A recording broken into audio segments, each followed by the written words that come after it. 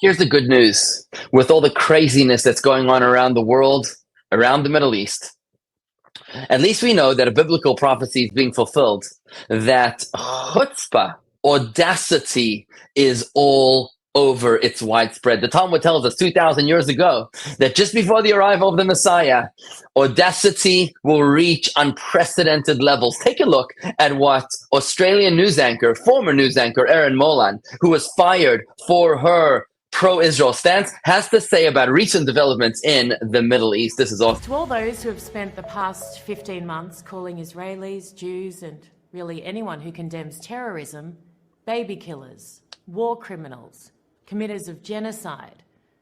To those who started demanding ceasefire before an IDF boot hit the ground in Gaza, before the blood had dried on the bodies of all those slain on October 7. To those who marched on Western streets only for Palestinian children, whilst ignoring the plight of the Israeli ones being dragged into tunnels by terrorists. Of course, not to mention all of those murdered. I'm talking to you here. I'm wondering if you managed to catch any of Hamas leader Khalil al-Hayya's words overnight. If you did, and I assume you would have because you appear to be quite big fans, I can only imagine how angry you must feel right now, how enraged, how badly let down, given your deep and unwavering commitment to fight for the lives of innocent Palestinians, which matters, by the way. I can only imagine your horror when he, in a public televised address, called the massacre of October 7 a source of pride for his people, and then promised to repeat it again and again at the earliest time possible. You must be feeling quite ill, because that would end the ceasefire, you realise, the one you've been demanding. And not only that, given what's happened over the past year and a bit, the immense suffering and loss on both sides of this war, the thought of it happening again must feel horrific to you. It goes against everything you say you stand for. Because as we now know firsthand, when Hamas kills Jews, which is exactly what al-Hayya is promising to do, they kill their own people as well. Even if you want to keep blaming Israel for their deaths, which is utterly ridiculous, but even if I can't budge you on that, it doesn't matter. If he has his way, if they repeat October 7, babies in Gaza will die again. As human shields, as collateral damage, as casualties of a war Israel will need to wage again to get whatever hostages are taken back and to curb the bloodshed. It'll be Groundhog Day. So regardless of where you apportion blame, babies in Gaza will die if he has his way. So where are you? Where are the condemnations? Where are the hysterical marches? I mean, I'm just going out on a limb here, but this leader sounds seriously genocidal. I mean, he's definitely planning to commit more war crimes. He's not being subtle. I mean, he's telling us directly. Where are all the protectors of Palestinian babies now? They need you now. Where are you? You've gone missing. I thought you cared. But you don't, do you? Otherwise, you'd fight against the real enemy of every single child born in Gaza, and that is Hamas. Prove me wrong. Here's your chance. Show that you are motivated solely by the welfare of innocent children. Tell him loudly, no. Tell him his own people have suffered enough, let alone the Israelis. Tell him you will not stand for it. And if you don't, know that you have been completely exposed for the frauds that you are. That you are against Palestinian deaths only if you can blame Israel for them. But an inside job, no, that's fine.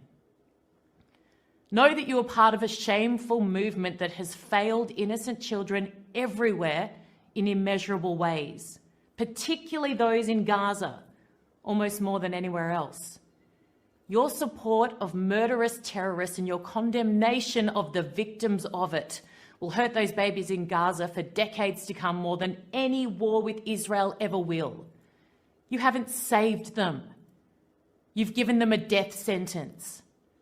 As long as Hamas rules Gaza, generation after generation will suffer and die for their cause, with or without Israel's involvement.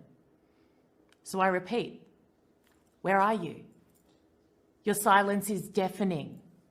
Your voice was so loud before. Ceasefire, ceasefire. Why aren't you screaming that at him? He's just promised to start it again. We all know why. You've been exposed.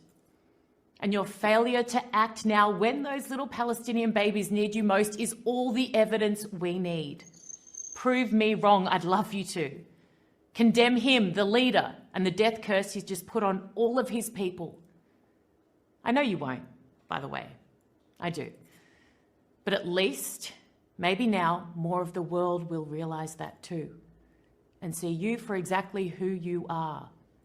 Not the human rights activists and empathetic heroes you pretend to be, but the dangerous fools and the complicit cowards you are. Wow.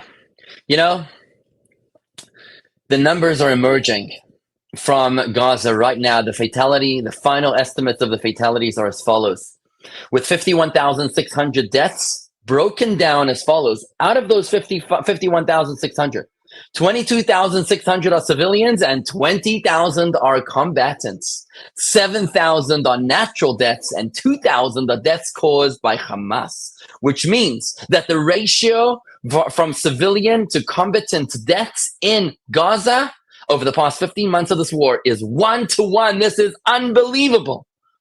When America fought the war in Iraq, the Battle of Mosul in 2016, American forces killed 10,000 civilians in order to destroy 4,000 ISIS fighters.